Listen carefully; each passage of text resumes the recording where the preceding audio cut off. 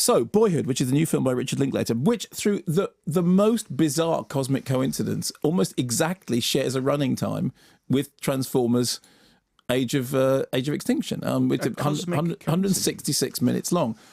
Difference is, Richard Linklater's movie, Boyhood, which I'm sure everybody's read about and seen the posters for, it was shot over a period of 39 days, which was spread over 12 years.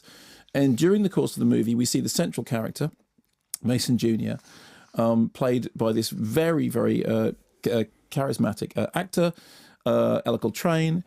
We are first introduced to him at the age of 6, and the film then follows his life through to the age of 18. It's called Boyhood, and on one level it is about boyhood, but it is also about motherhood, about brotherhood, about sisterhood, and about fatherhood. Because since the film was made over this extended time period, everyone in the movie ages during the course of the movie, and everyone changes, and everything changes. But you, I'm sorry, you were about to do that yourself, weren't you? I was looking over to you, and I could just see that you were going to do that. So, and everything changes.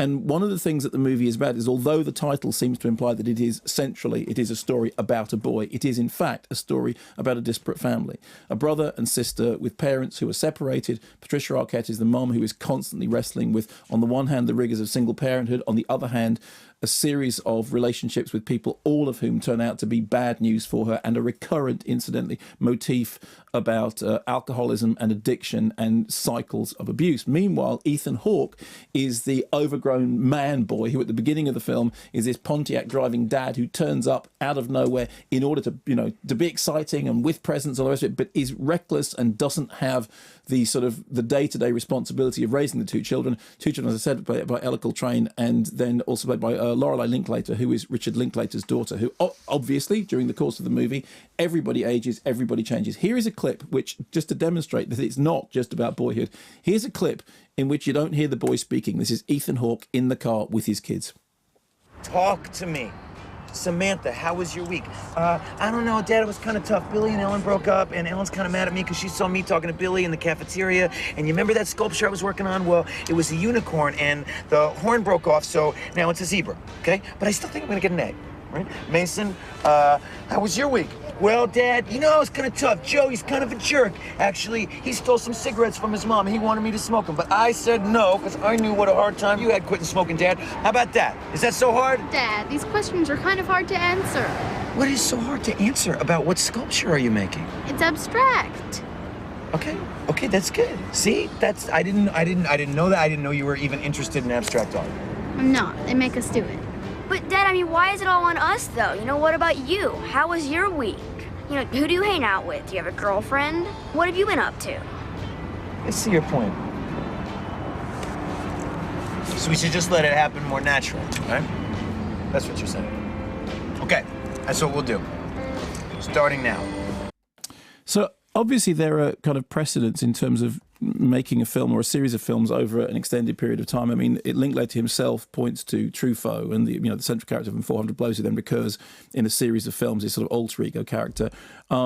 If you look at, for example, many people have drawn comparison with the Michael Apted Up series. It was 7 Up, and then Apted did all these sort of, going back every 7 years to kind of revisit the characters, revisit the families, which is a documentary aesthetic, obviously, which is a different thing.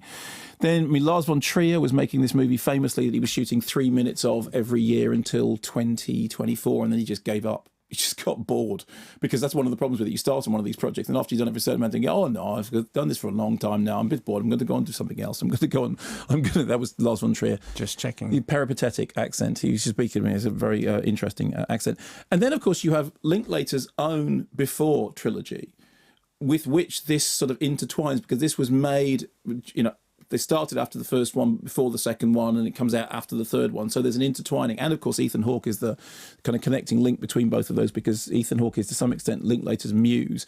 And so it's not that this has never been done before. What's really impressive about this is when you think about the logistics of that, 39 days over 12 years, putting it all together to make a movie during which characters develop, characters change, characters, What's really clever is that when you're watching the film, you don't think of it like that. I mean, for a start, the time leaps, the ellipses are unannounced. They happen very casually. They appear to happen with a certain degree of irregularity. And, it's just that things change subtly around people's hairstyles change, facial hair. People, I mean, it's extraordinary watching people grow and change, but also it's not just the children that happens to. Obviously, that happens to the parents. And so time marches on and everything changes. And as the Game Boys change and the technology changes, but what's really central to it is that the focus is on the characters. And I think the really impressive thing about Linklater is that while you're watching the movie, you don't sit there marveling at the logistics of bringing this project together. What you do is you sit there marveling at the fact that he is the most humanist of directors. He is a director who, people have talked about cinema being a voyeuristic medium, in which you look at people, and Linklater looks with people. And you look at the way in which he's marshaled this group of characters and the changes in their lives, all of which are natural ebb and flows. There are no, great crisis or great catastrophes. There's a very, very natural feeling about it. There's that sense that you always get with Linklater movies that the characters are talking in a way that appears almost spontaneous, improvised, but of course they are scripted. I mean, he works with improvisation. There is a comparison between what he does, incidentally, and the Mike Leigh process, which is that you work with the actors, you take stuff from them. Everything changes, Mark. Yep. Apart from England's batting. Henry Moran. Anyway. I'm just going to give you an edit point for when they do this on the. Oh, please. Yeah. Okay. So,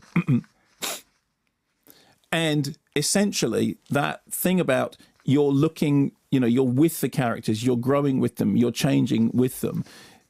One of the best ways of indicating how well it works is the film starts very early. You hear Yellow by Coldplay, right? Coldplay to me are like the harbingers of cringe. And yet, in the context of the movie, you hear them with more innocent ears. You almost hear them as you would have done before the point that everyone... Because they're quite good, Mark. I heard them for the first time in a long time thinking that, rather than now I can't hear them without the baggage of, goop or fliddly-dee. Goop's quite good. And another edit point there. So you hear the views that you don't agree with. You hear the song without. Yes, other opinions are available. You hear the song with different ears.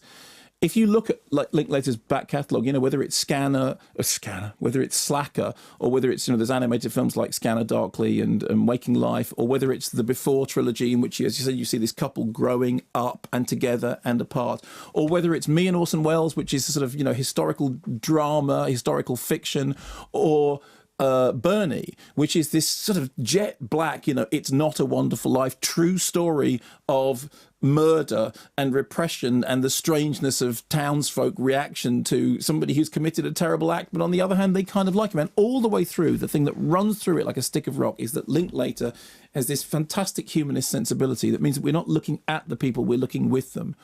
I thought Boyhood was a really fine piece of work, and not least because as you're watching it, you don't think about the logistics of it. You don't think about, wow, they've got everyone, you just don't. You drop in on, sorry, I just hit the microphone. You drop in on the characters like visiting relatives. You drop in and you're right back in. You know how it is, you can see somebody and then not see them for a year.